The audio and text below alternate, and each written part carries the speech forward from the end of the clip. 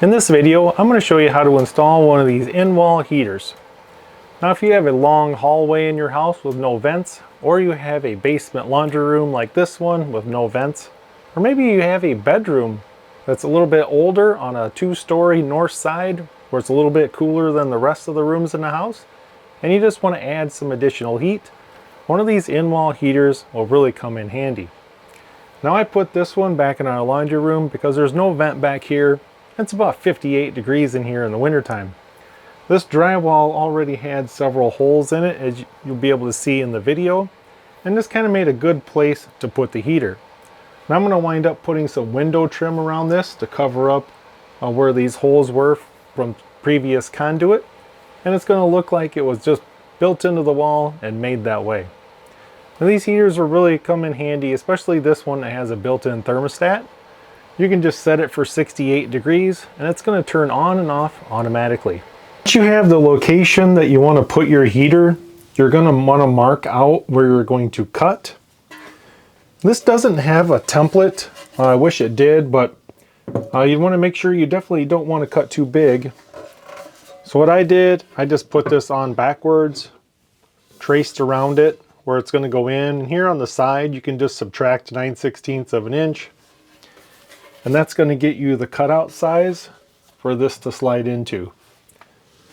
So in this area here where this drywall's been busted out for years, it's a good spot. I can cut this out. And then I'm just going to put some window trim around this when I'm done. And that's going to cover up all the defect, make this look a lot better. So if you're cutting this in plywood, you're probably going to use a jigsaw. But this is drywall. And you can just use a drywall saw like this. Or you can use a jigsaw, whatever you want. And basically, you're just going to put this right on the line. All you got to do is hit it like that to get it started. And then we're just going to saw this entire section out.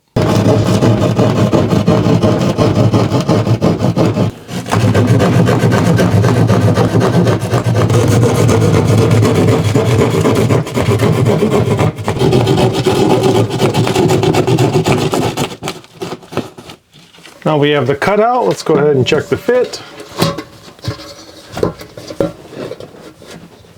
Fits in there pretty good. So now you want to determine, is your wire going to come in from the top or from the bottom? And then you just put your knockout in, and then you want to go ahead and put in your wire clamp. So now you can run your electrical wire through the wire clamp. If you come around on this side, I'll show you what this looks like. And I'm using 10 gauge wire because this is the 240 volt version. So once I have that through there like that, there's what it looks like on the inside. We can go ahead and install this box. All right, so now you're just going to push it flat and then use a pen or a pencil, and you can mark all of these holes, and that's how you're going to fasten it. So if you're fastening it to like plywood, you can go ahead and just use the included screws and screw it right in. If you're using drywall, you're going to be installing these drywall screws. So basically go ahead and mark what holes you're going to use to fasten this to the wall. You put these anchors in, they're so close to the edge you can break those out really easy. Pre-drill them with a 3/16 drill bit and then put in these anchor fasteners. Now you can install your screws. That's going to expand the anchors and hold it into the drywall. If these do bust out on you, you can always use some good epoxy and put that all along the drywall and use something to hold it into place. These are very close to the edge, and if you've never done this before, you got to be really delicate. Now you can start making some wire connections. So you want to go ahead and attach your ground to the ground screw. It doesn't really matter if you're running the 240 volt or the 120 version. You're still going to connect white to white, black to black. And I like using these straight Wago connectors. They make connecting very easy. You're going to lift up from the bottom, rotate in to the top. And then you're going to install the 2 screws at the top.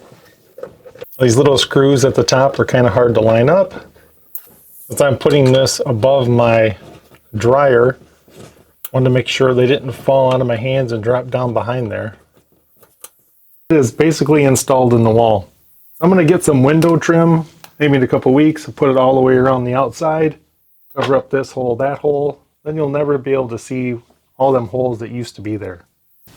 All right, now at this point, I've got my electrical connections made. I turned on my breaker. If you're not familiar with electrical work, run the wire over to electric box and call an electrician to finish your hookup. Now you're going to want to turn the unit on, set it to a high temperature like I did at 86 degrees. Room temperature is 64. Now you want this to run at high heat for about 30 minutes. And you want to watch it, you want to listen for any weird noises, you want to smell for any weird smells. You want to monitor it for the first 30 minutes of operation. So I'm going to go through basically the functions. This one you can set as high as 86 degrees. Now it's in eco mode right now. So what that means is it's going to bring the room up to 86 degrees, and when it does, it's going to shut off and go into standby. And when the room drops by 3 degrees, it's going to turn on again. So if I just want to do like rapid heat, where there's nothing over here, it's just going to go as hot as it will go with as fast as the fan will go. It's basically rapid heat if you don't see anything over here on display. So if I hit the mode button once, it brings me back to eco. So this room is 66 degrees. I've already let it run for 30 minutes and everything seems fine. So what I'm going to do is I'm going to bring this down to about 68 degrees.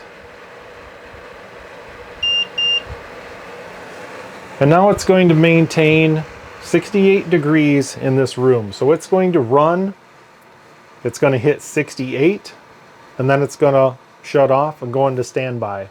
When it drops down to 65, it's going to turn on again and heat up again. And that's all there is to it, guys. The closer you install one of these to the electrical panel, the easier it is to do. Mine is only about a foot away, so this was really simple with about 4 feet of wire. I had this project done in about 45 minutes. Hope you guys enjoyed the video, and thanks for watching.